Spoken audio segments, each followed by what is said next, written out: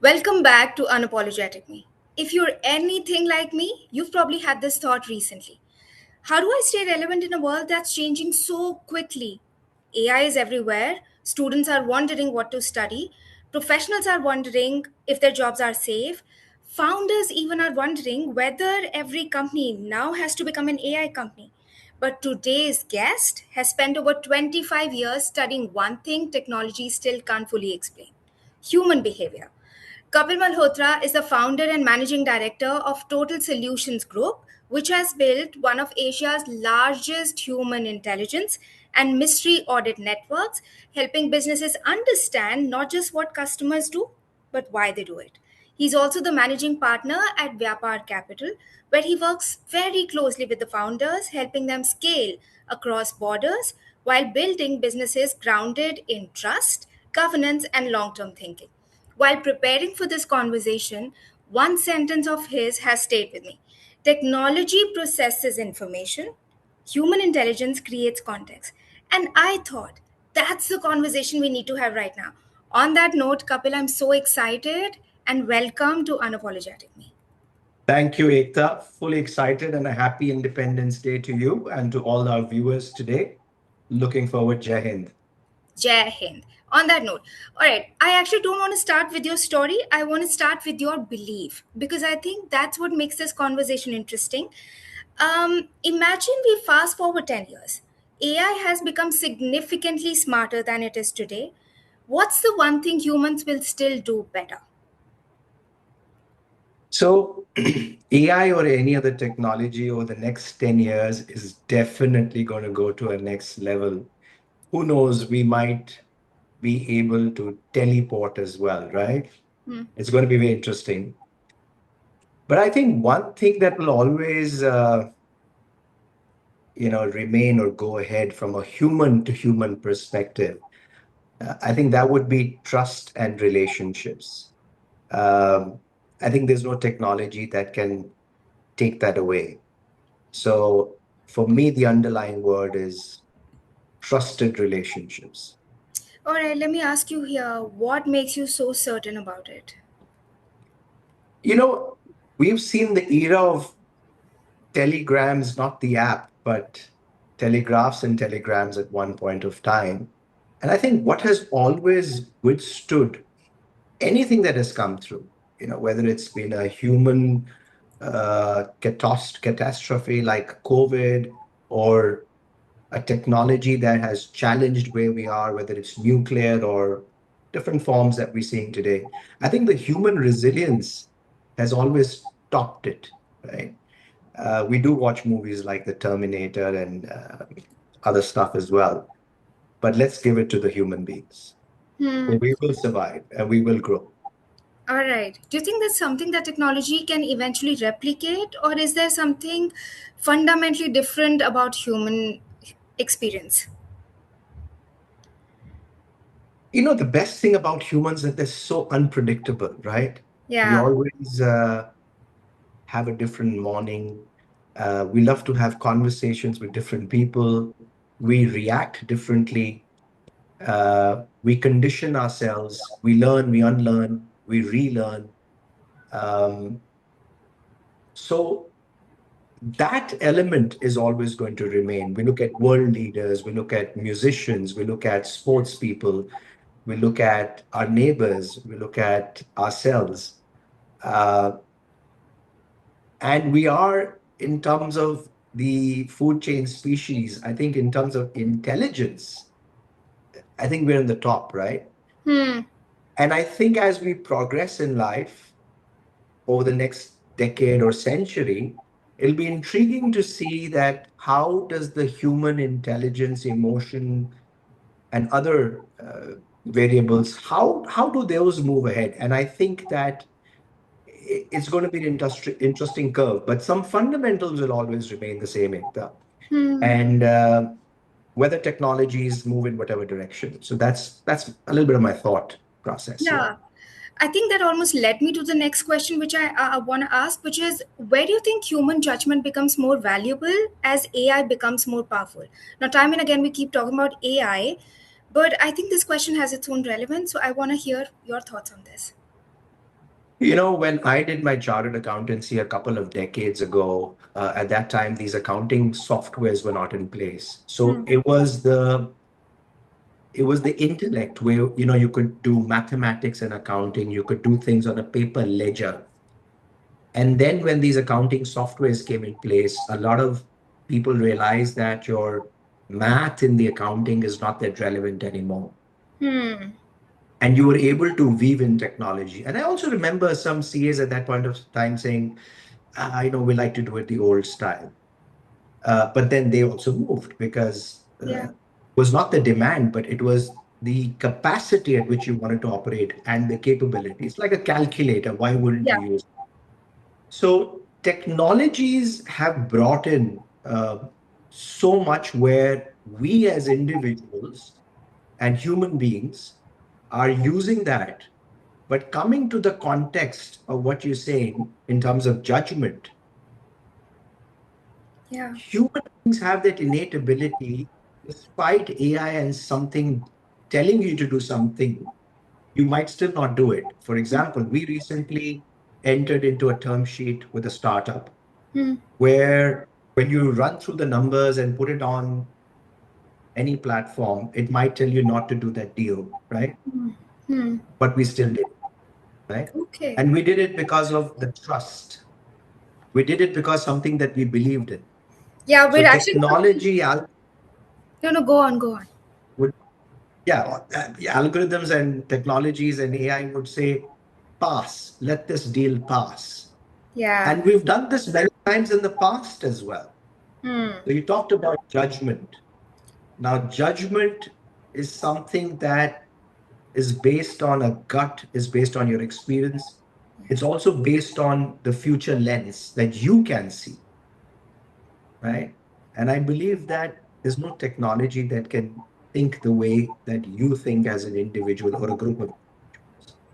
True that. So well answered. And in fact, your example is actually something that I was going to ask you at a later question. So you will probably have to have a different example to quote in the same relevant context. But moving on, everyone today is learning how to use AI, as you know. Very few people are learning how to understand people.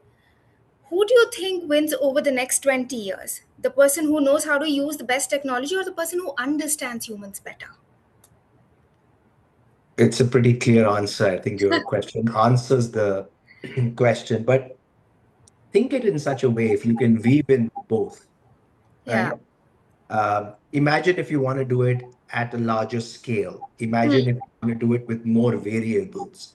Imagine if you want to do it on certain factors. Like today, if I want to invest in Brazil, for example, or Colombia, or another country as well, right?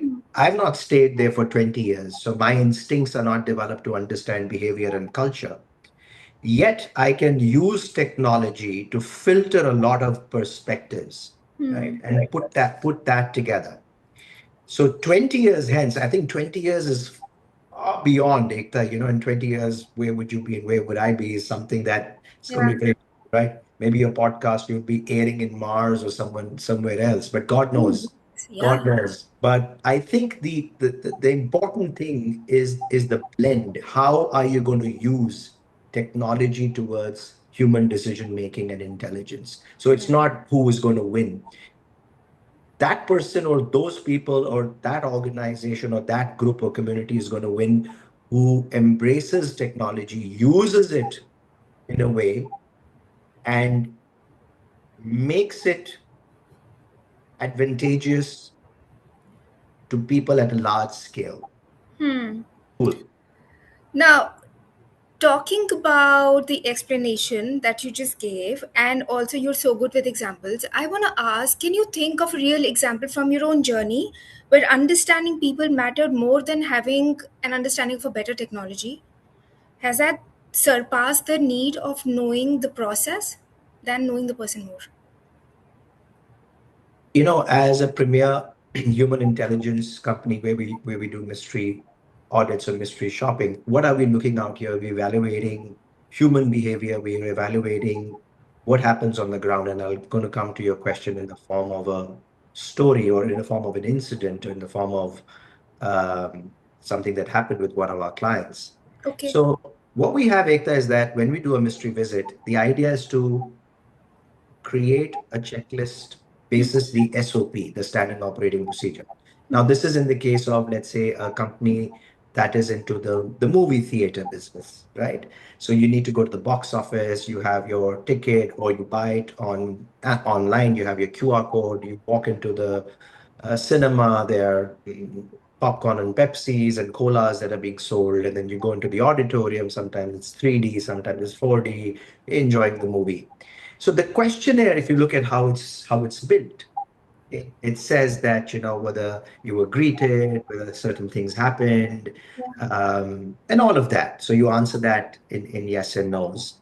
Um, One of my mystery evaluators was at a cinema theater, and he said, "Kapil, I want to share something with you that I have observed or I'm observing that's happening in front of my eyes over the last few minutes." And he Hmm. said that I entered into this cinema, everything was great, but I saw a family. So there was his father with a Hmm. kid in his hand. There was the mother on the left, the wife on the right. So it was like a you know family going out for a movie. Hmm. And as they walked through the lobby, the kid now uh, could hear the popcorn crackling, and the kid wants Yeah. what he wants, right?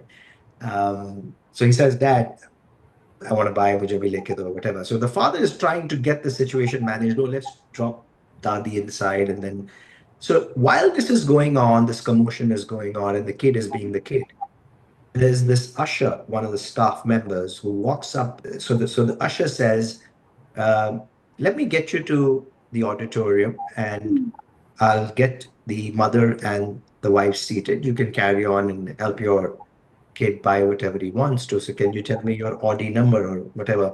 Now the father is obviously a little flustered. He doesn't know what the Audi number is. He says, "Don't worry, tell me what movie and what time it is. I will escort them to the auditorium."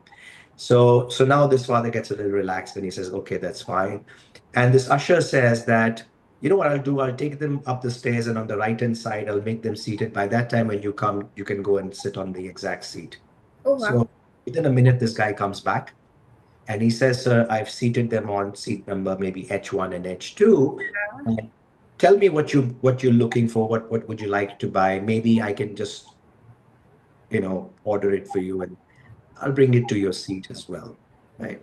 Now the father obviously looks at him and puts his hand on his shoulder and he says, Thank you very much.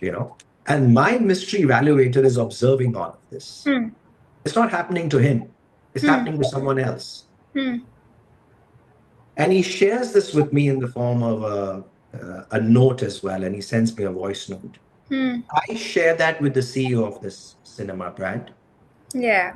And the next day in the morning, in the afternoon, so he says in the morning, the CEO went to the cinema. He calls everyone in a room, Yeah. um, makes this usher, he identifies him and makes him stand. And he says, "Kid, this happened yesterday at the cinema. You did all of this. Who Yeah. taught you this?" And so he was confused, like, what really happened here? What did I do? Was it right or wrong? Yeah. And he says, "You know what? You deserve a clap." But the question was that, how did you do it? And that is where, as human beings, once we understand human intelligence, Yeah. our behavior, and this was a young person, he was a young usher, right? Imagine how it transformed the evening for that family, how it made it relaxed. Not just the movie itself, the entire experience. Yeah. So I think, Ekta, that's very important in today's world, that, how do we understand humans better? I think is the trait that's going to take everyone ahead. It's such a fantastic example, and I think it's so on point when I was asking about if somebody doesn't even know or has not really understood the process but has human cadence so well. And I think it was so on point explaining that even the people who came for the movie were also in for a surprise, and the CEO also went in for a surprise, which clearly says that you can still teach processes, but that human behavior, I think it comes naturally. and that will always surpass all kind of technological developments.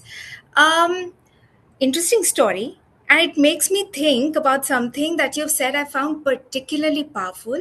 And even a little before, as we just started the conversation, you did mention that data tells you what and human tell you why. Can you tell me a moment when the numbers were right, but the conclusion was completely wrong? And what did that experience teach you about the danger of relying too heavily on data, since you deal with data a lot? Yeah, there's so many examples that come to my mind, but sometimes we look at were you greeted, right? Not how were you greeted. Yeah. Um, it also talks about where on your checklist, on your BI tool, you see that the customer has been contacted multiple times, but was it actually at the right times that the customer has requested for, right? Uh, Sometimes we look at, and this was very recent, we work for an airline company, and I recently, because I do a lot of mystery evaluations myself, this was a call center Okay. experience. My call went on for 1 hour, 3 minutes. If someone looks at the average handling time, it's like, oh my God, what happened here, right? It's a 1 hour, 3 minute call. While I finished the call with the call center agent, still remember Savi, I said, Savi, I need to go on your website. I need to leave a feedback because what you did in 1 hour, 3 minutes, you helped me think through, you helped me take the right decision, you helped me discover things that I did not know, and you gave me more confidence in terms of what am I going to do next time around. Now, Hmm. where is that data on that sheet that is going to decode all of that? It might just say 1 hour call, something might have gone wrong here, right? I Uh, was going to infer it like that only when you mentioned 1 hour call. yeah. Like And the I finishing actually question went is on the for that. website. I actually went on the website, left a review. I need someone to listen to this call. I need someone to understand what Savi did. How was she first time right? How did she really understand? It was not just being empathetic. She Yeah. really understood what I was trying to figure out here and at my stage and scale. Hmm. Brilliant work, brilliant work. Surprisingly enough, on a funnier note, a lighter note, when I clicked the submit button, Yeah. it did not go through. Oh no. Yeah, the feedback didn't go through. And then I was telling Savi that it's not gone through, and she was like, "Don't worry, it's okay. I've got your compliment." And I was like, "Oh my God, I need to figure this out." Yeah. Yeah. So it was interesting, but I did get a WhatsApp message on the feedback link, and obviously, Yeah. but that's where sometimes the data is not enough. Sometimes it's imagine if that feedback didn't go through. Yeah. And a lot of customers don't give you feedback. If they're very happy, they don't. If they're very, very, very sad, sometimes they don't. So what are you working on? Yeah. Yeah. Can't really say if it's like a full representation of the target, or you can only infer or have an observation from what's been given, but you can't really think about the larger sphere. But one thing is very clear, listening to you, it almost feels like you've spent your career studying people more than businesses, as we've been hearing stories of experiences and human behavior more. And that makes me want to understand where that instinct came from. Now, you became one of India's youngest chartered accountants. That's usually considered one of the safest career paths. Yet today, you're talking about trust, behavior, human intelligence, and understanding people. Tell us, where did this version of you come from? Was there ever a defining moment that changed the way you look at business? Ekta, during my articleship days, I got the opportunity to study businesses Hmm. with their balance sheets and numbers, right? Hmm. It's like you're getting a blood report of an organization in the financial sense. I love that comparison. Yeah. And you're an 18-year-old or a 19-year-old and you're having something in front of you. Yeah. And you're looking at, oh, wow, that's why this company is doing so well. Yeah. They have their patents, which are locked in for the next 10 years. They have their joint ventures with the Yeah. right companies. They have their go-to-market strategy. There's so many things that were So many. bursting in my mind, and I was getting first-hand view of these things. It's like, imagine you're not in the front row watching the World Cup, but you're in the dressing room of the Indian cricket team, right? That was the view that I was getting during my articleship days, that how a company is being run. Yeah. And interestingly enough, I also realized that, a lot of actions and decisions are taken at the end of the year where the postmortem is done, taxes are filed, Yeah. numbers are announced, and all of that. However, I saw the best companies also looking at quarterly results, Hmm. looking at monthly closures. So my thought process as a chartered accountant was, boss, मुझे साल के end में postmortem नहीं करना है. Huh. That what happened here. Yeah. I want to be involved during the year and see that what decisions made reach where the company is today, Love either that. in the form of positive or negative. Yeah. And I think that is what shaped my thinking. Hmm.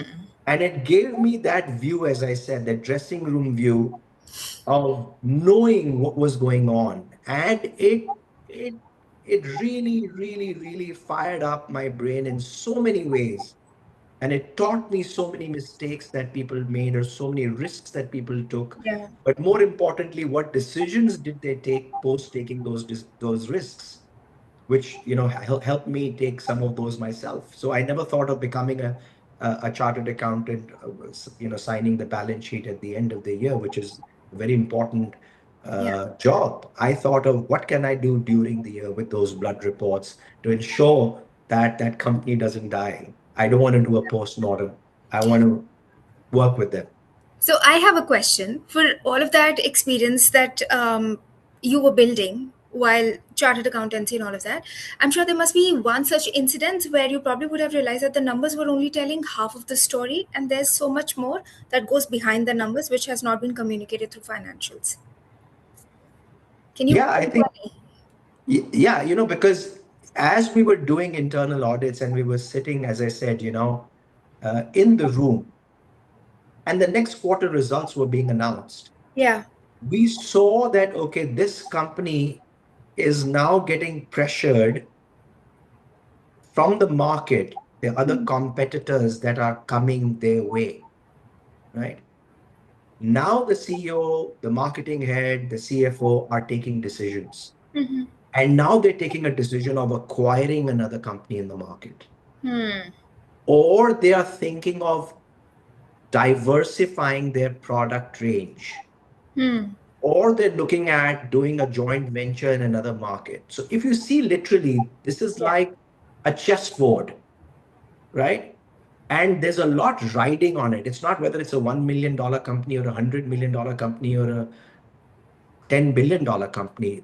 The stakes are the same for each of them, wherever and whatever stage that they are at. And that gave me a perspective that these are very interesting decisions that are being taken. The question is that, how are they being taken? A lot of data, a lot of gut, a lot of Yeah. instinct, a lot of risks, a lot of understanding, a lot of research. And me as a young Kapel Malhotra is getting a perspective of seeing all of that, and then in the next quarter seeing what really happened. Did it work, or it didn't? And Hmm. why did it, and why it didn't? Hmm. I'm getting chills. This is just midway to the conversation, and still. I'm going to shift the focus a little bit to Total Solutions Group now. When you started Total Solutions Group, did people actually understand what you were trying to build, or were you constantly having to explain what exactly is mystery auditing? Ekta, look at it this way. If I went into someone's office and said, I'm a chartered accountant, Yeah, what would the answer be that I would get? We already have one, right? yeah. Right. So I had to position it differently. Now Oh, imagine in 1999 and 2000, if you were running a company and I would say, hey, Ekta, listen, I am going to help you improve your top line. hmm, And I'm going to help you improve your bottom line as well. hmm, And I'm going to make you pay more taxes, which was absolutely contra of what another person would say, another chartered accountant would say, "Sir, आपका tax बचाते हैं." Exactly. That's how the conversation starts, right? Absolutely. So I'm saying the opposite. Now, what do you think the person's answer is going to be? Tell me, how are you going to do that? And what's in it for me, right? Right. So the next thing I would say, Ekta, since you're going to pay more taxes and your bottom line is going to improve over the last few years, Yeah. now you're going to get more noticed, not just by the income tax authorities, but maybe by banks, by Hmm. large institutions, maybe by private equities, maybe by companies who are larger than you or strategic companies and say, you know what, this company seems to be doing very well in their region, in their space. Hmm. Maybe companies are looking at you, but maybe there's good talent outside that starts noticing this company and say, we want to join this company. Yeah. And your credibility and goodwill is also increasing. Hmm. So now the promoter says, I think this is making a little bit of sense. I Yeah. want to know more. So my pitch was to tell them growth mindset. Yeah. And I think I always got a seat on the table. Tell me more. I would have said the same thing. Tell me more. Because I feel like this is such an interesting start to the conversation that you did. My first question was going to be around, excuse me, on increased taxes. But when you narrated the whole plot, then I was like, all right, this is interesting. Never heard of that before.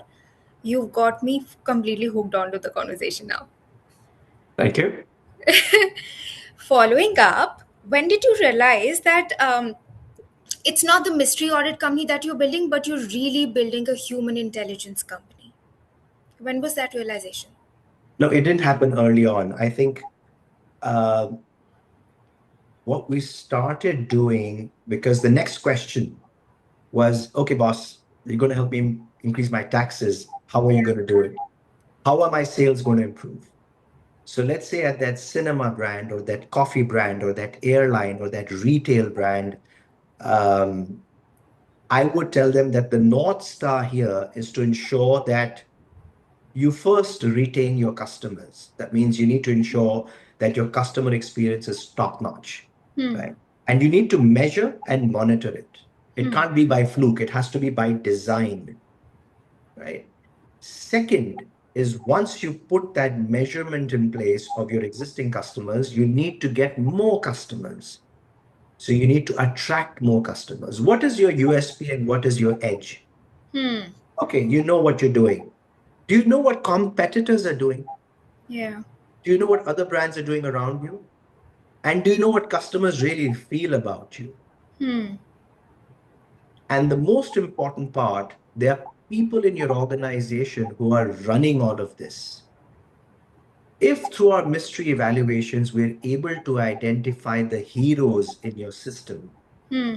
and if you recognize and reward them at the right time, Hmm. what would they do? They would stay, they would carry on. And if there's some zeros in your organizations, two things will happen there. Yeah. Either they get weeded out or they move up the curve. Yeah. So the next thing was how do you do this? It's not just, you know, the sales pitch. How does this really work? Hmm. So the mystery evaluation process got us into the gear to Hmm. start evaluating processes, customer expectation, customer behavior, and all of that. And as we progressed, Ekta, Hmm. when you start doing this at scale across organizations, and I think the turning point for us came maybe three or four times in our journey from 1999 to 2026. Just to give one example, I think during COVID, we landed a very large opportunity with the government of India. It was with one of their departments Hmm. on animal husbandry and dairy. Okay. And they had a project of animal vaccination, Okay. which was not doing well for some reason because the feeling that we got from the department was that earlier it was state run and then it had become at the central level. But farmers and animal owners had this fear that this vaccination might not work for our animals. There was some rumor that they'll die or something or the other. And we were called in to understand what was going on and how do we solve for this. And obviously, these vaccinators and whatever the vaccine was all tested, nothing wrong with it. But the Yeah. adoption was not happening. Hmm. And for us, the methodology here was again to build the trust that this works. I couldn't do that alone, neither could my organization. Hmm. But we went down to the villages, involved and educated the right people there, the the head of the panchayats, Hmm. the influencer in that village, so that they can understand what it is. Also telling them that how do we diagnose that your animals have this problem. Also telling that if your animals are pregnant, the vaccination won't be given. So there's a process here. So it was about information and through information building trust Hmm. and getting the local person to become not the vaccinator, but the hand holder to the vaccinator. And Hmm. that is where that trust bridge built. And that is where it worked. So then we realized that it was human intelligence, not Yeah. mystery shopping. That was the curve that over a period of time, and now with millions, millions, millions of transactions, is where we realized that, there's a lot of science and art behind all of this. Clearly, I mean, it's completely process and also people. So the best of the amalgamation in both the sphere. Um, Let me ask you. You've obviously observed an extraordinary number of customer interactions over the years, as you mentioned. What's one truth about human behavior that, despite all technological change, has never changed? You should answer that, when you go as a customer yourself, or when I go as a customer, any one of us, that has never changed. But before I let you think on that, Yeah, I think there's one thing that has never changed, despite technology, despite having those magic mirrors, despite having AI chatbots, yeah, IVRs, recommendation engines coming through your cart and all of that. I think one thing that will never change and has never changed is is where you always want to be seen, acknowledged, heard, understood. love That's never that. going to change. That's Now let never me going to. now let me ask you right now. Do you think businesses still overcomplicate human behavior when the answer is actually very simple? I think they don't overcomplicate it. Maybe they're trying to find different ways to do it, and Hmm. decisions get delayed Hmm. due to which you're not able to move fast.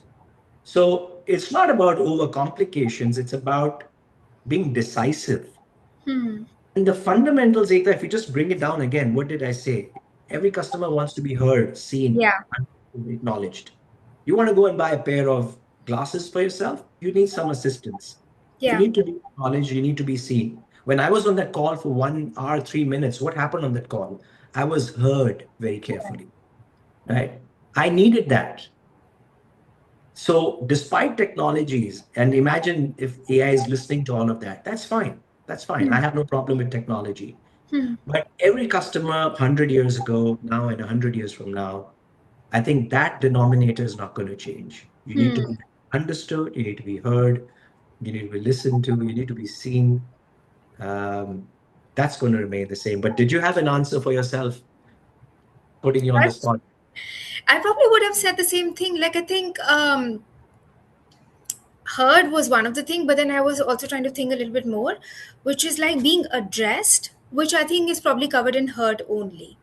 Sometimes there could be different ways of a customer approaching and asking for a thing, but companies don't necessarily hear, or they don't really have that bandwidth or giving that much time and space for a customer to really make that ask, which I think is very important.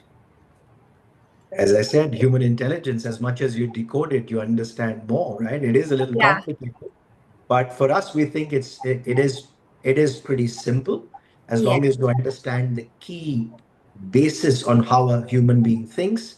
If you start working on that, I think the rest is all tools and technologies. Yes.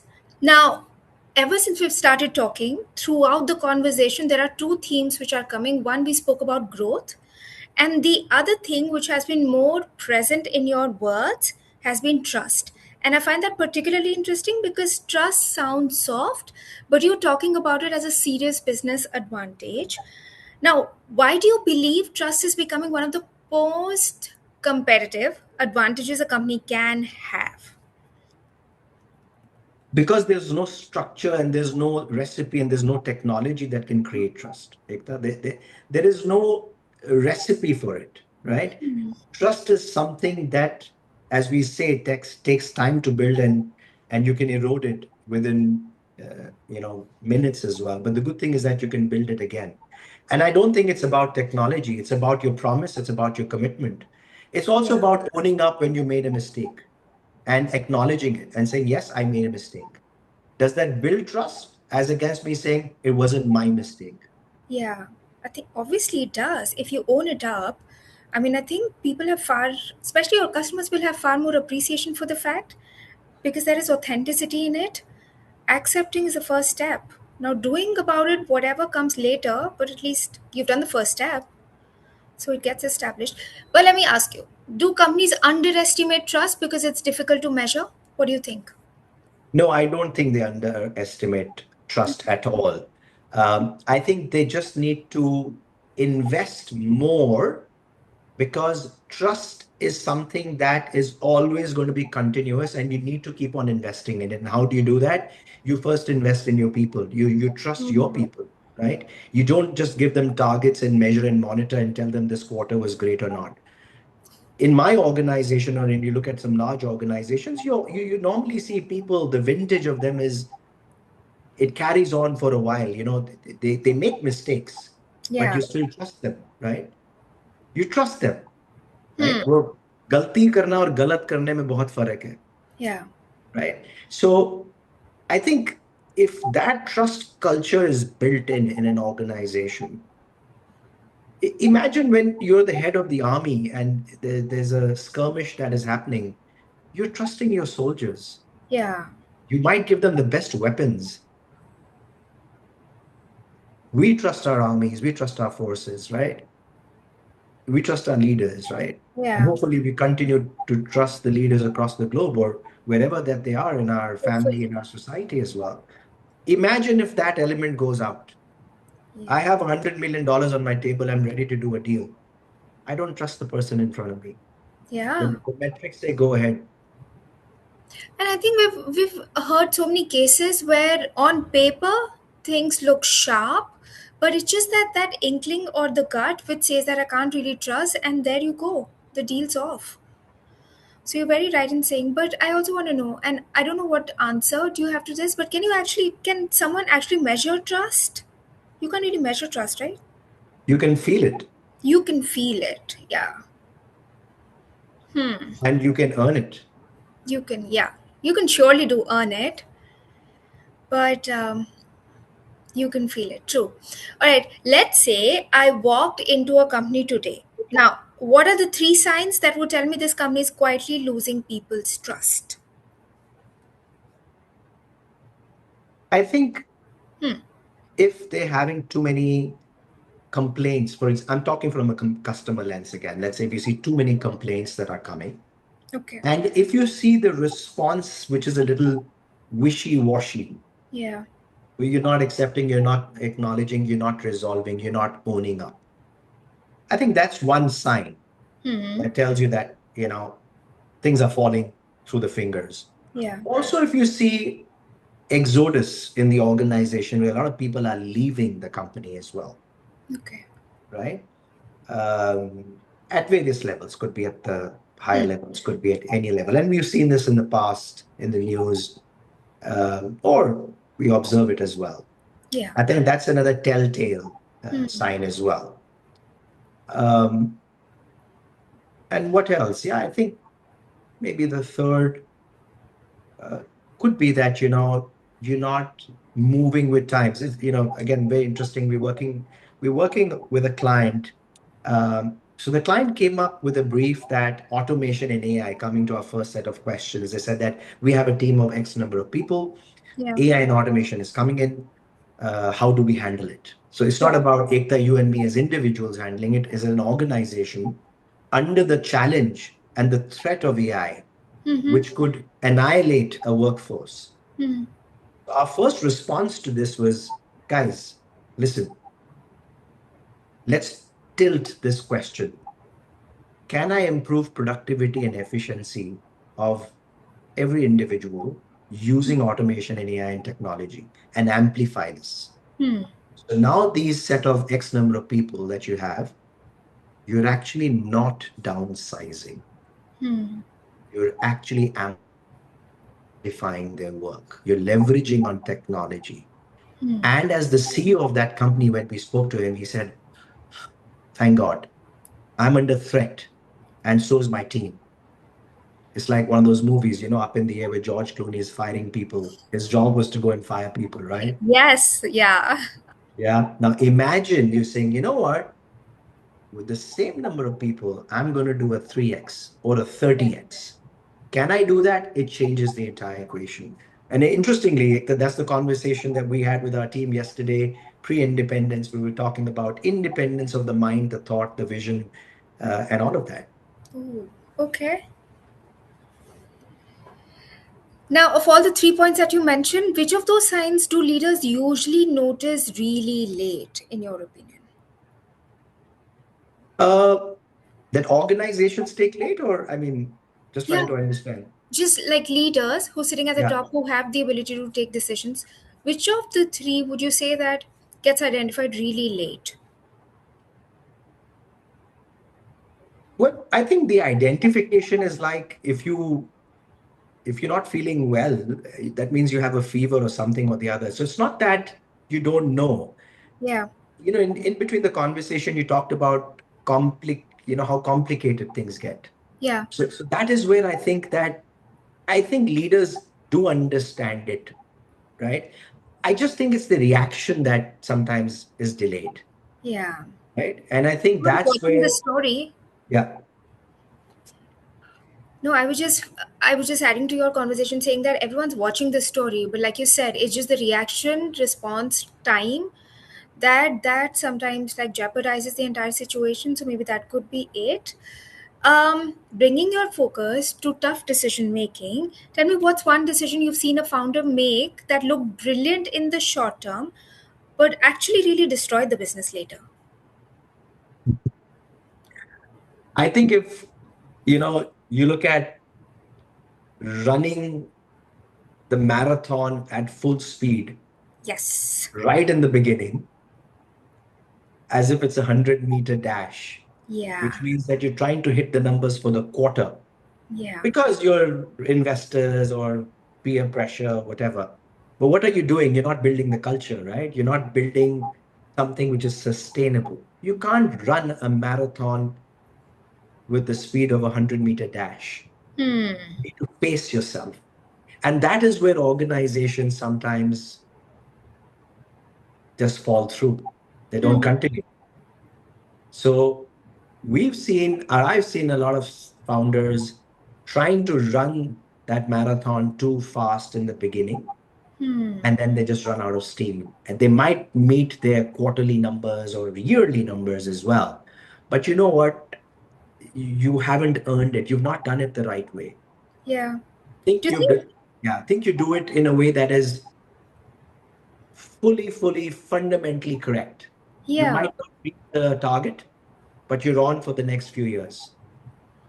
Now, you did mention that it could be the pressure of investors, or do you think maybe they might just think that they have a lot on the line? But could that be a reason that most of the smart people or smart founders make decisions that they know might hurt the business in the long run? What could be some of those factors which people now, when they listen to the episode, they can probably phase it into their process and make sure that they don't repeat the same mistakes? I think, listening to investors, advisors is very important. Hmm. Bouncing off thoughts, very important because they're people who have seen a lot more maybe than you. So it's very important to be a good listener, right? Yeah. Yeah. Also, what's important is to understand what's happening in the market. What do your customers actually think about you? Hmm. Are they willing to buy your product again? Yes or no? If yes, why? If Hmm. no, why not? And repeatedly doing that, Hmm. right? So when you're building business, as I said, on how I help my clients build their business was to retain, acquire, grow. That's growth. So if you're acquiring through social media, whatever, everyone knows it's so expensive. But if you're losing on one hand and gaining through the other, you're not building a business. You're not building a business. Yeah. You need to be in business to build a business. And to be in business has a lot of metrics around that.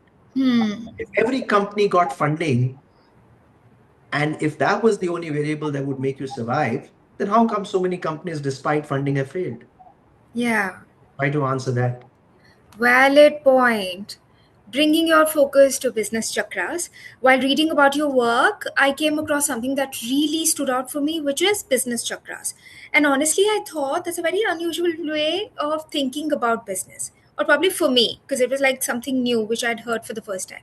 Now, most people think businesses fail usually for funding. As we've been talking about, people do get funding but it still doesn't succeed.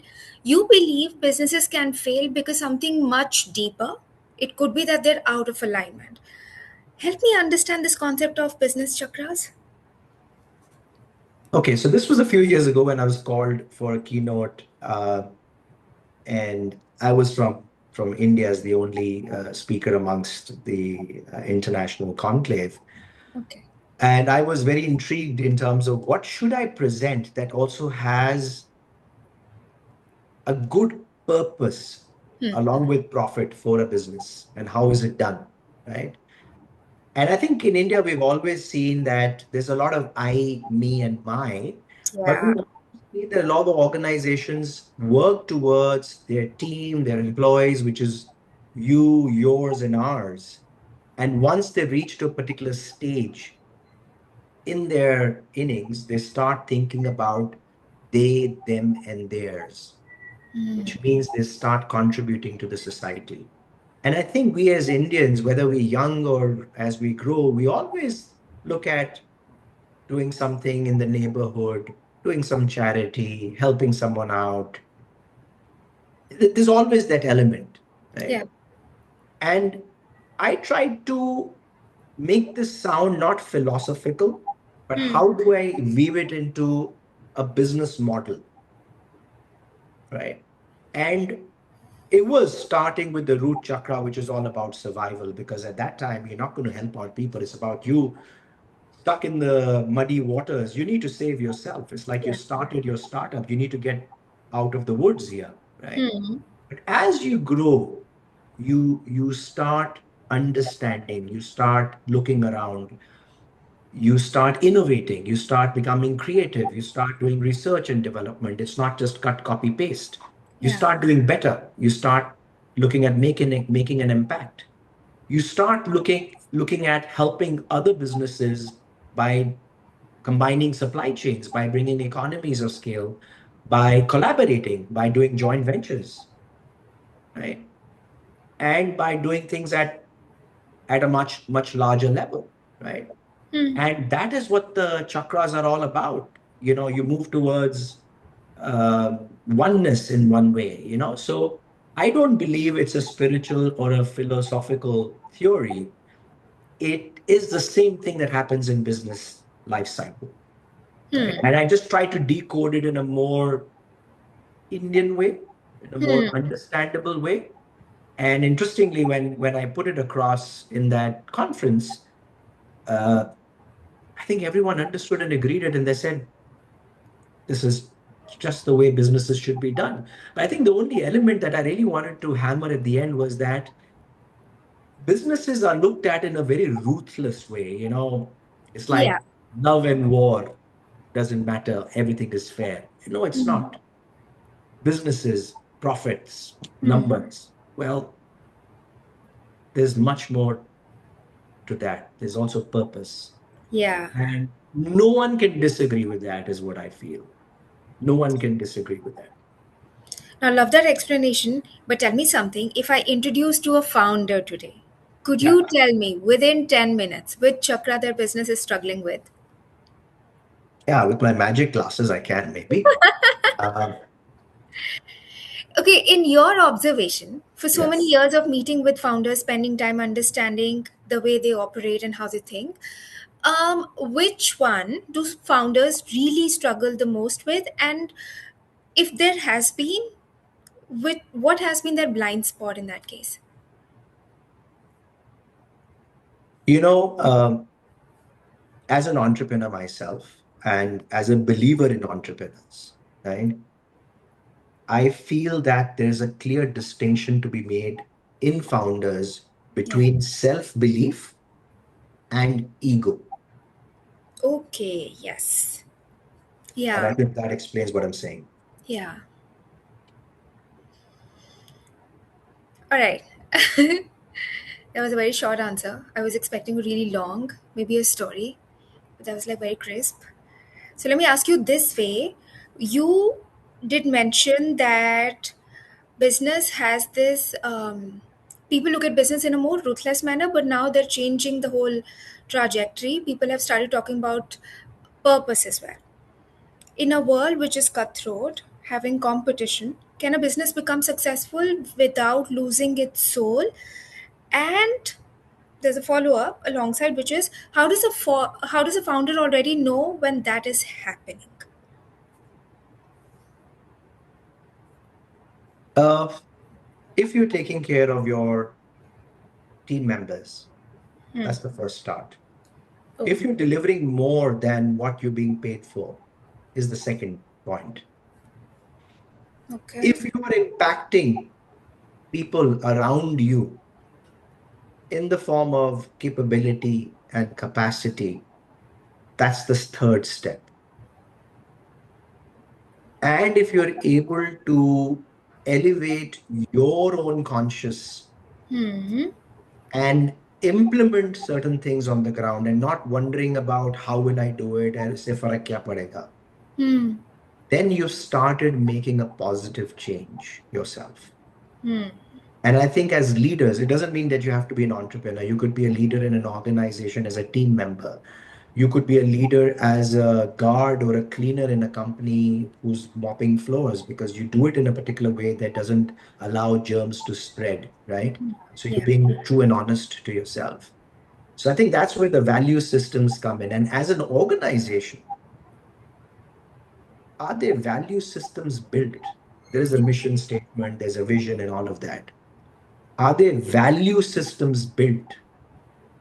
And imagine if the stock market reacts to companies on the basis of that, Hmm. not on the basis of your quarterly or yearly results, on the basis of the impact and the value system that you've created. Yeah. Without taking names, I was attending a conference recently or attending a small group of uh, we were discussing there's some amazing work that's happening Ekta in India and across the globe, where I've seen some very, very accomplished people who are now sitting across with other people that how do we make a difference in the world.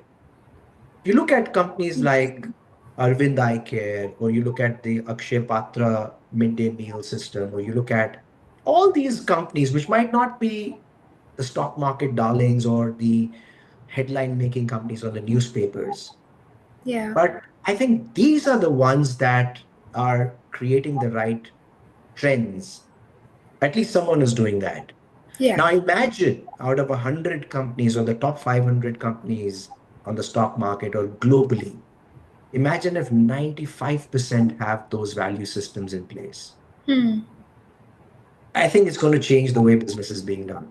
And I think I really would push the pedal on that thought process. Love that. I think it's just the right time to make the segue into future of work. We hear businesses are changing, careers are changing, and maybe even our definition of success is also changing. There's one line from your presentation that really stayed with me. You said that the gig economy isn't about jobs, it's about access. I want to know, what does that really mean? Yeah, for the longest time, I think what really has made my mind think the way that it does is the opportunity to do multiple things in my life, Hmm. multiple industries. multiple experiences, investing in startups across diverse sectors. Hmm. Imagine the opportunity. I'm not having French fries every day. I'm having a diverse range of Yeah. flavors that allow me to understand what palette is all about. Similarly, across businesses. Now, once you start decoding all of that, where you have diverse experiences, it gives you the opportunity to understand what all is going through the entire process today. So, remind me on your second part of your question because I want to answer that in better words. What was the second part? No, there was only one question that I asked, which is your presentation had this one particular line, which is the gig economy isn't Yes. about jobs, Thanks. it's Yeah. about access. Absolutely. So thanks for reminding me of that. So imagine what we're able to do out here, Ekta, is that, and I call this portfolio careers, where Hmm. I allow an Ekta to do an aviation and airline mystery evaluation, at the same time go to a hotel, at the same time go to a coffee shop, but Hmm. at the same time also to do something in the education space, to Hmm. do something in the retail space, in the banking space. Now, when I give an opportunity to do all of this, you're not stuck in one career. Yeah. Now there are multiple things. So what are we trying to open out here is access. Yeah. So we're not slotting you into no, you're an engineer, aapko sirf ye karna hai. You're a Hmm. chartered accountant, only you need to do this. You're a scientist, that's what you do. You're a lawyer, that's what you only do. We are trying to say that no, you are given an opportunity to do all of this. And that's the meaning of excess. Let me ask you this way. Through this explanation, which I, by the way, loved, do you think that, or in your opinion, do you think that the future belongs less to people with permanent positions and more to people with portable reputations and relationships across? You're asking a controversial question, huh? So, permanency stability is great. It's very important. It's a very important part of you to have as an anchor, right? But that does not mean you restrict yourself. Yeah. It's like the entire day you have so many hours, right? You in the morning hours is very different from what you can do in the evening as a human being. Yeah. And you can choose to do that. So when you have the choice, why shouldn't you be able to put that choice into practice? Hmm. Right? You might not like it, that's fine. You tried something else. Yeah. But having that ability of making the choice is what real freedom is about. Yeah. And I feel that as human beings, if your freedom is curtailed in any manner, Hmm. where they're slotting you into a permanent field or into a permanence, I think that is where the power of permanence goes away.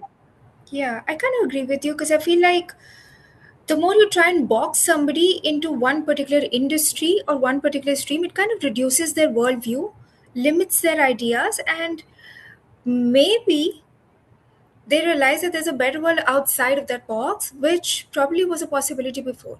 But that brings me to my next question, which is, you know how students, when they're just about to graduate, usually they have a dream company to work with. Now, if you were to graduate today, would you still chase or choose one particular dream company, or would you rather focus on building a trusted reputation that makes you accessible to different organizations, industry, and then so to say different streams? I think that's the dream company, the one that has the reputation, right? That has the right reputation. Create yourself Yeah. as that reputable individual or company which people want to join hands with, you Hmm. know. And Ekta, you've been doing this podcast. I don't know, I'm number 37 or whatever No, that is. number 40. Okay, great. Well done. So, number 40, and you've spoken to a lot of people yourself, right? And you yourself is someone who has More gone than five. across geographies, right? Yeah. Um, you had a career that could have continued, the permanence could have, stability could have been there. A lot of people would have said, Kya kar rahe ho ekta, and all of that. Yeah. So it's interesting too, if I put this question back to you and all of these 39 odd podcasts, when you put that together, my question to you is that what is the advice, or if you put everything together as a culmination, what have you extracted out of all of your experiences? I'm going to be really honest, and I love that you asked me this question. I think I'm going to retain this question for the time when the tables are going to turn and I am on the other seat. But to answer this, I'm actually going to say that I think I've lived through 39 experiences. How often do you get to have these interesting conversations with people like you? Flattering, yes, but also very well earned, and see incredible work that you've done. So I feel we try, and there's a lot of noise about working in a particular sector because that's how the growth is, which is how a lot of students also view it, that stick around in one company, इसी के इर्द गिर्द आगे पीछे करते रहो. But I feel that you haven't seen the world. And I, for one, I purposely wanted to put my step in uncomfortable situation because I feel like, what is a life if it doesn't have interesting stories? That's just my take. Well, you're a brave girl, and congratulations to you. And I think you're lucky and blessed because you've so far done those 39 interesting journeys that you've Yeah. dwelled into, Yeah. stories that you've learned and heard. And I'm sure it's shaped a lot of things for the way that you're thinking as well. I mean, so full marks, and absolutely jealous of what you're doing. So well done. Acha chalo, that actually I had a follow up here, which I also kind of sliced and diced in the moment that I was answering. Do you think has reputation become more valuable than a resume? I still have my friends who still value the resume and things that you want to build to get to a particular company, to get to a job. My take rather has been enrich yourself with different experiences because every experience has a transferable ability that you can utilize somewhere or the other. But people a lot of time think of a very linear path. What do you think?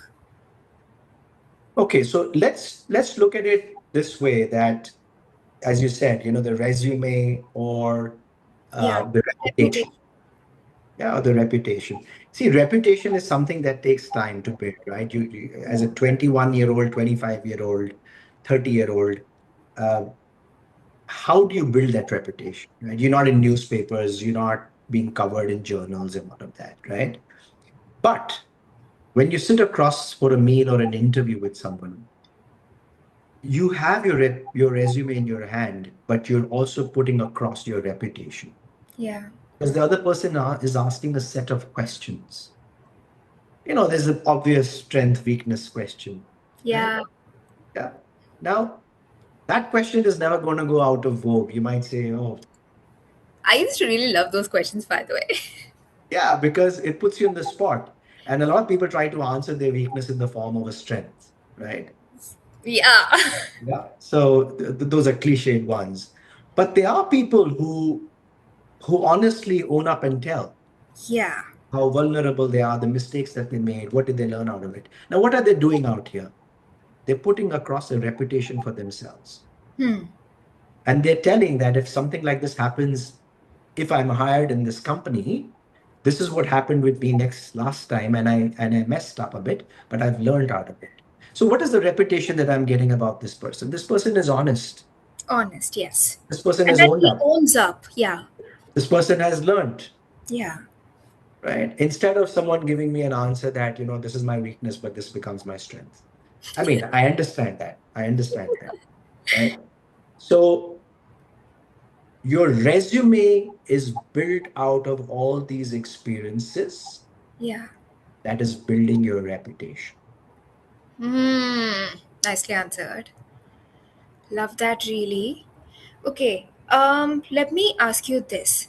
What's the biggest piece of career advice parents you think are still giving their children that no longer applies? Oh my God. What is that career advice that parents are still giving children That no that, longer applies. oh my God. We're challenging conventional thinking here 101.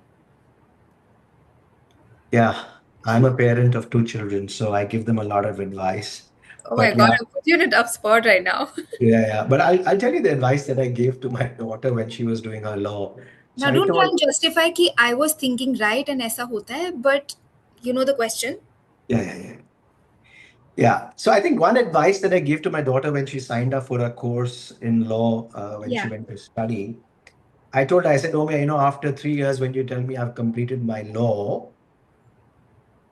I would be proud. But if you tell me along with that, I did 10 more things. I was the secretary of the society. I went here, I went to you know, to the adoption center. I went to the old age home. I went uh, to the business chamber commerce and we started a new club and we did something here and something there.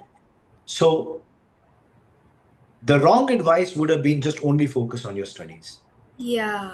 Get a merit, get a top score, become the topper of your college. Hmm. Pick up the campus interview, stay in the job for 15 years, become the partner, become the president or whatever, Yeah. right?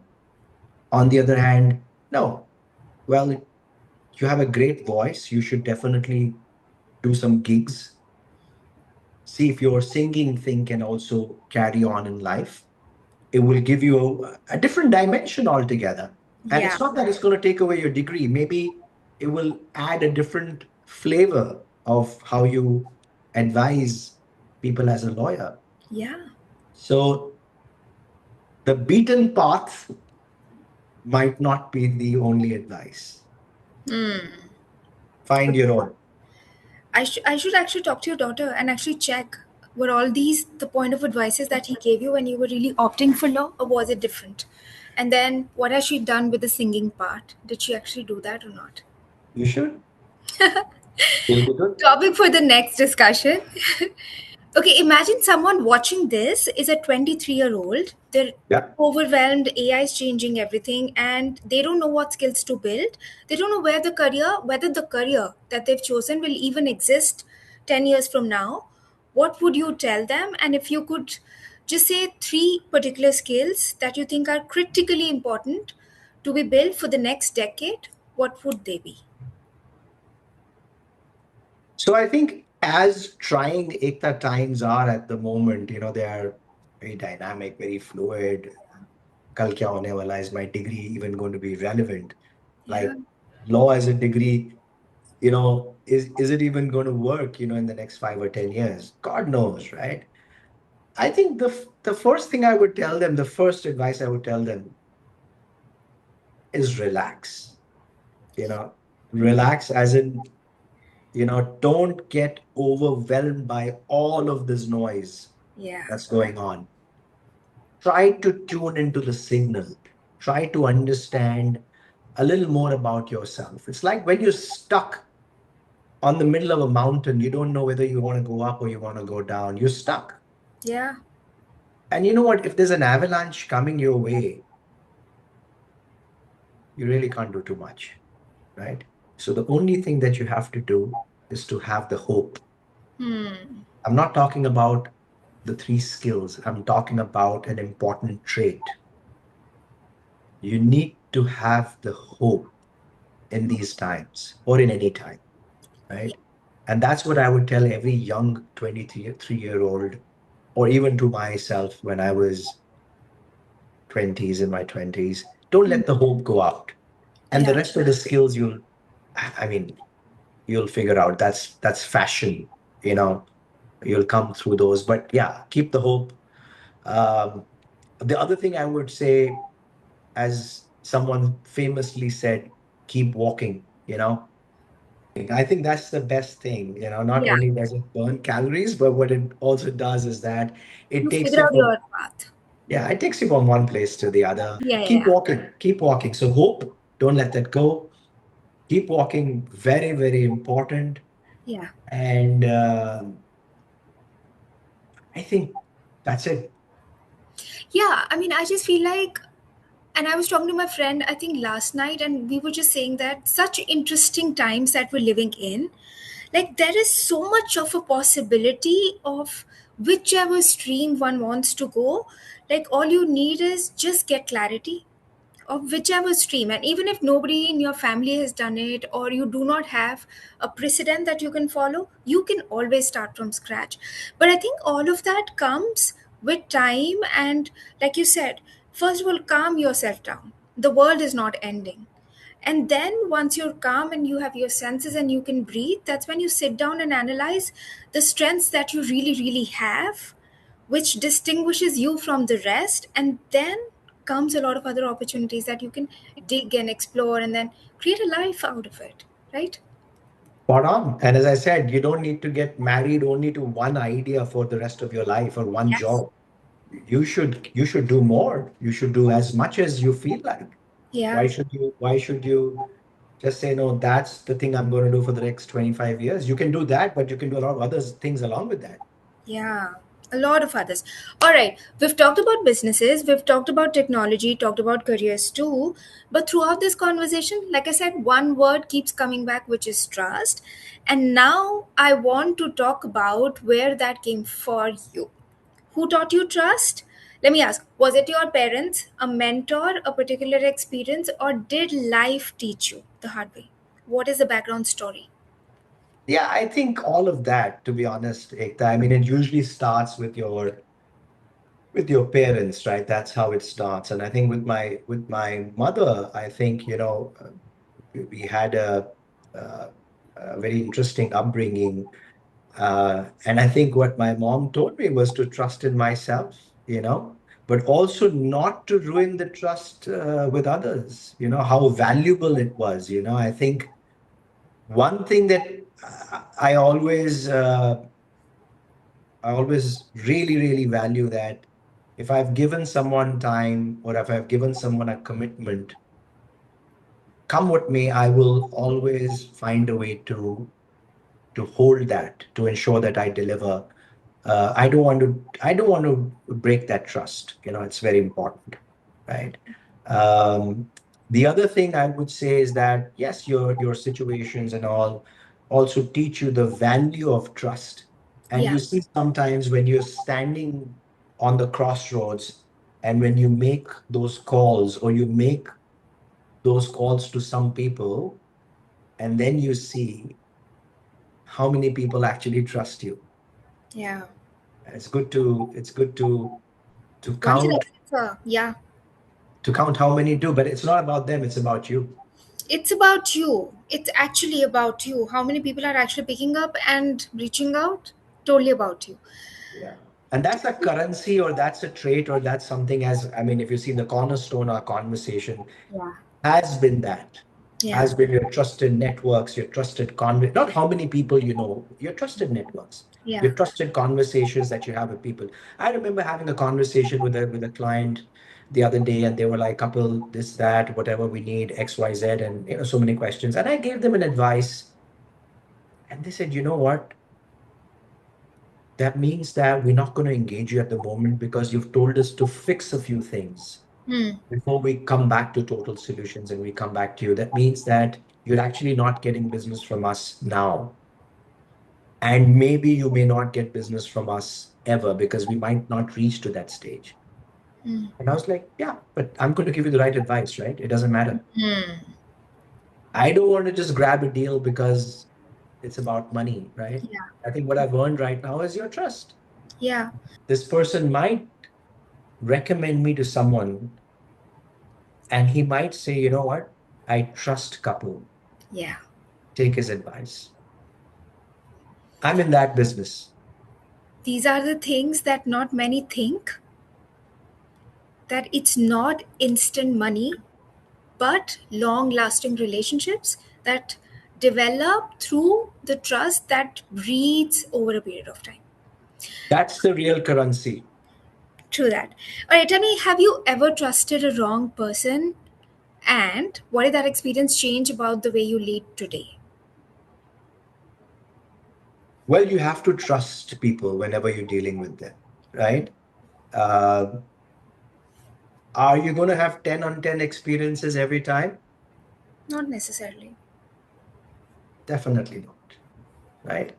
Do you put some measures in place to trust someone? It's like, okay, Ekta, we're going out for dinner. Uh, I like to thank you for this lovely podcast. And then I leave my wallet on the table and I Hmm. go to make a call and I come back and I check my wallet and everything is there. Hmm. I trust Ekta with my wallet now. Now it Hmm. can be more than that, right? Yeah. Yeah. So you will have to take chances. I know someone told me that don't trust people. And I was like, really? Yeah, I've been said. I don't think that's in me. I've been told that a lot of times, but I feel like then how else do you operate? Yeah, you put guardrails, is what I think. Yeah, You put guardrails, you trust people and give them chances and opportunities. It's like, you remember there's a place in India that we all go to, which that village doesn't have doors. yeah, I've heard about it. Yes, yes, yes. Yeah, it's near Shani Signapur, near Nasik or someplace. Okay, yeah. So that village doesn't have doors. They trust 101. That should be the There are case. no locks. There are no locks. Yeah. It's interesting, huh? Yeah, Can you do that today in Delhi or Gurgaon?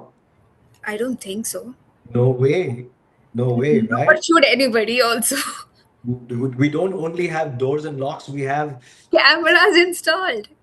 we'll have lasers, right? Yeah, times have changed, but to talk about human, I think the base should be that you should start, like you said, don't just trust.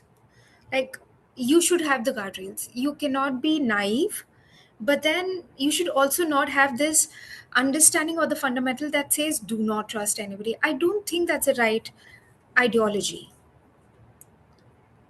right?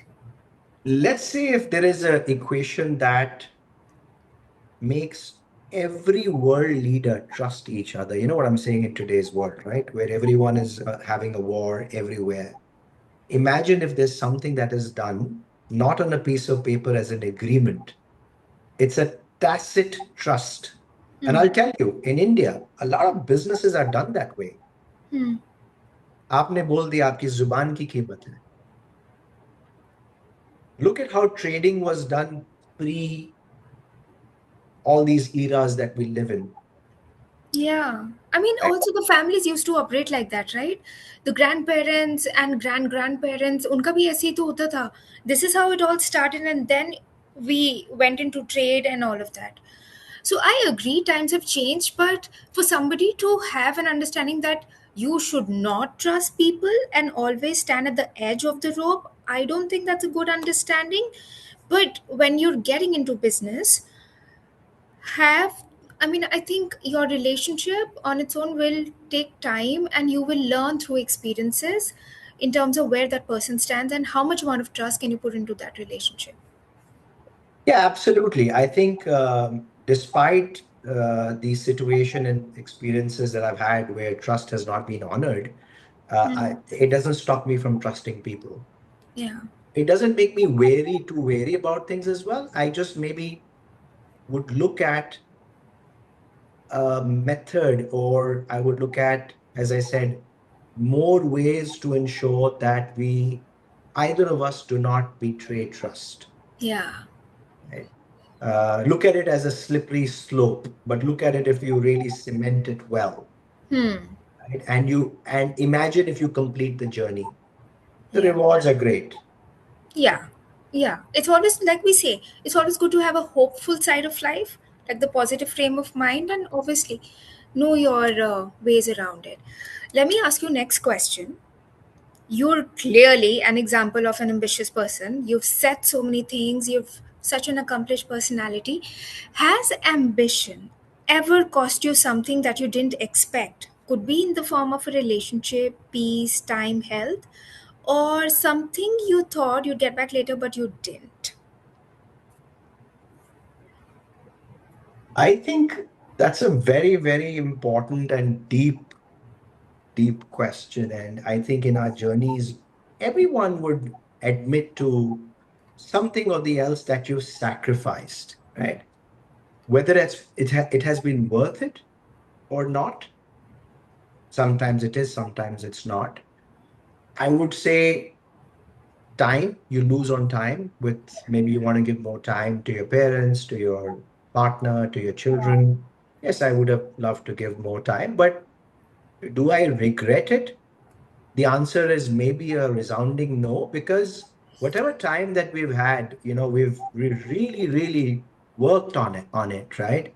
We've tried to make that time more meaningful, and again, experiences. I remember in early years of my career, I remember there was a situation, sometimes you walk into your office with three problems and you come back home with 10 instead of the Yeah, three becoming one, right?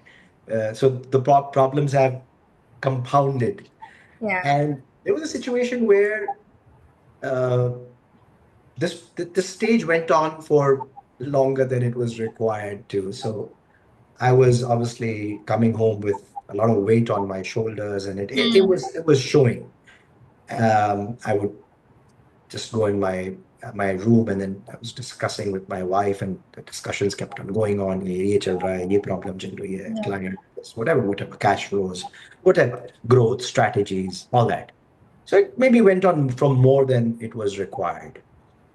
And then one day in the morning, Ekta, I wake up, and just below my bedroom door, I see a small piece of paper, a folded piece of paper, and I open it. And this is a letter written to me by my daughter, who was maybe 6 or 7 years at that time. Yeah. Interesting to see what she writes. So she says in her bold, nice writing, "Dear Dad, I don't know what the problem that you're going through right now, but I can tell you that it's just a matter of time. So please smile and enjoy and come back to how things are, and ye ho jayega, whatever the problem is." So wise for the age. Exactly. So I think when you look at ambition and aspiration Yeah. versus what you're doing, if you're able to connect at that level with people, or people are able to connect with you, Yeah. then you see everything is worth it. It doesn't really matter in good times or bad times, as I said. Hmm. I think that's very important. And uh, yeah, there are sacrifices in the journey, Yeah. but we all do them for a reason. So I don't think you should look at them as, like someone said, Kapil, I understand we're very busy. I said, no, the busiest people have most of the time. Profound words. Acha, chalo. Next question. When people introduce you, they might say you're an entrepreneur, investor, mentor, founder, leader. But the question is, when you introduce yourself to yourself, who do you think you are? What words you use? When I introduce myself to myself, What what resonates the most with you? I think if you ask people around me, or if I ask people around me, that how would they describe me as a person? I mean, Yeah. definitely the words leader, and all that is great, but whatever. But I think what's important is that he's a fair guy, Hmm. right? Second, he is able to bring the best out of us. I think that is something I would really like to hear. Yeah. Love that. Not many people have that ability. Yeah, because I really feel like I tell my team that, or I tell my senior team that, if people are walking into the office, Yeah. 50% of the job is done. The rest of the 50% depends on us, Yeah. right? And maybe 51% depends on us. So I think people should say fair person, um, brings the best out of us, uh, makes us believe in ourselves, and also gives us the opportunity to dream, right? Or to think with our eyes, dream with our eyes open. That's what I did yesterday with the team. I said, guys, we need to dream with our eyes open, as our honorable president, former president, said that, dream with your eyes open. Those are the real dreams. So I would I would love to be in that position to help people do that, because I think a lot of people have done that with me as well, and I think it's paying it forward. Sweet. All right. Now, I want to ask you something slightly different from everything that we've been talking about. Sure. Not a thing about business, not a thing about AI, something that tells me a little bit more about how you think. So, the question is, what's one belief you hold that almost nobody agrees with? Is there something? There's one belief I hold that no one else believes in.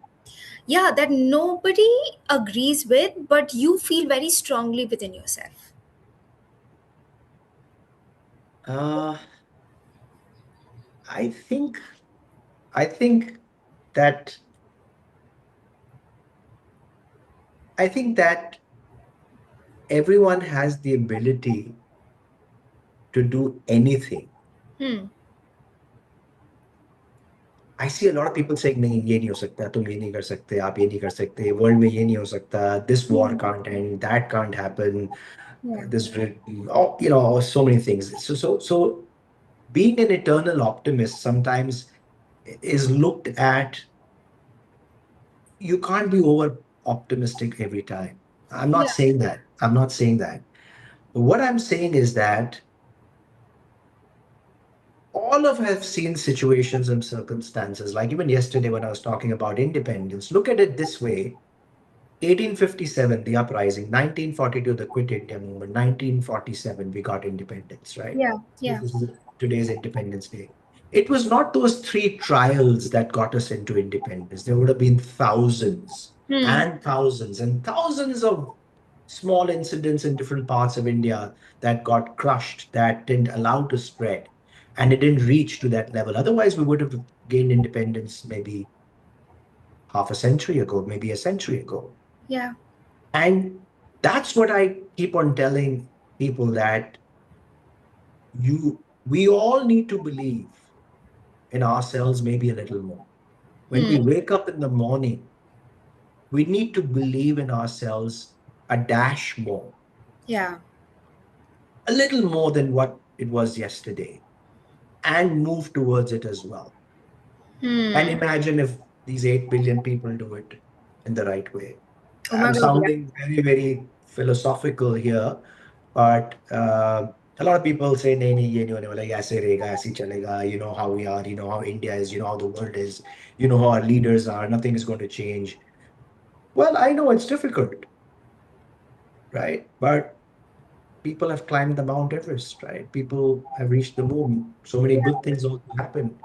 Uh, it's phenomenal. So it's just a matter of time. But in that time, what do we do with that time is more important.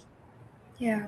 I always feel that no good life was ever created through myopic eyes, which is what I feel that if you cannot see beyond what you see, then you cannot fathom a beautiful world that exists beyond it. So, for that, I think being optimistic is step number one, and that goes a really long way. And it's great that the team has you and you infuse that positivity around so they're also able to create that hopefulness and then put their dreams in perspective. Brings me to the next question, which is now, this is one part, and we've arrived at this question where I ask every guest who comes on the podcast. The show is called Unapologetic Me.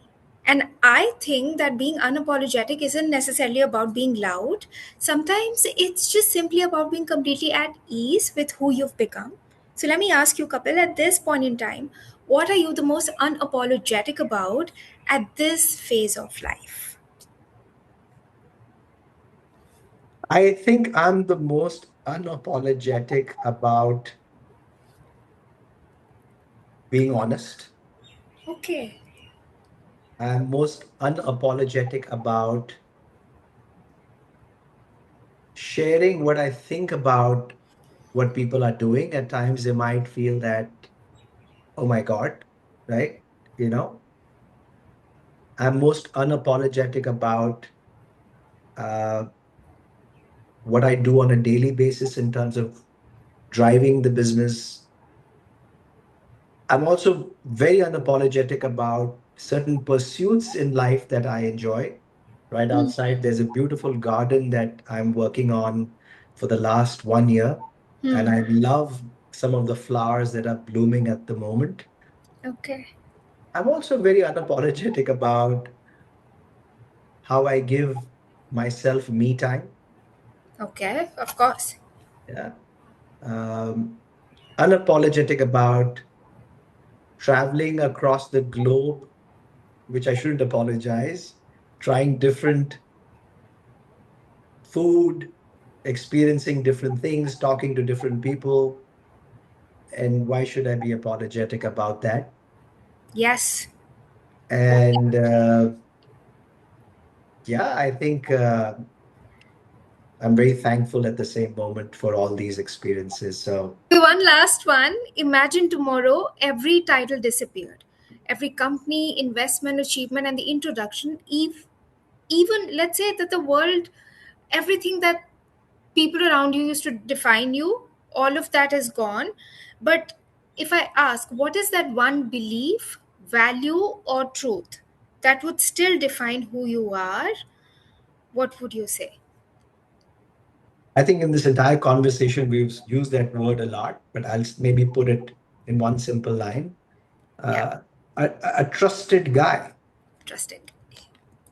a trustworthy person. Great chat, Ekta. I think, first of all, it's a special day today. It's the 15th of August. It's Independence Day. I'm glad that you said, Kapil, let's get on the podcast. And thank you very much for giving time today to me. And I enjoyed every bit of it. I had such a fun learning through everything you spoke on this episode, Kapil, and I think it made for such an enriched episode for our listeners. So glad, like you mentioned, the day is so epic. Couldn't have asked for a better guest, honestly. So, right now, I'm just going to close my words and say that I came into this conversation expecting to talk about AI, and somehow I think we ended up talking about something much more timeless. We spoke about technology will even though continue to evolve, the machines will get smarter, tools will get faster, and the world of work will keep changing. But perhaps our greatest advantage isn't how quickly we learn to use machines, it's how deeply we learn to understand people. Human intelligence, trust, judgment, context, empathy. The things that don't show up neatly in a data set but can change the course of a business, career, or even life, as we spoke about throughout the conversation. So, thank you for reminding us that the future may not only belong to people who know the most about AI. I think, and we think, it may belong to people who know how to remain deeply human in a world increasingly run by machines. So, thank you so much for joining on Unapologetic Me. It's been such a pleasure to have you. Thank you. Thank you, Ekta. Jai Hind.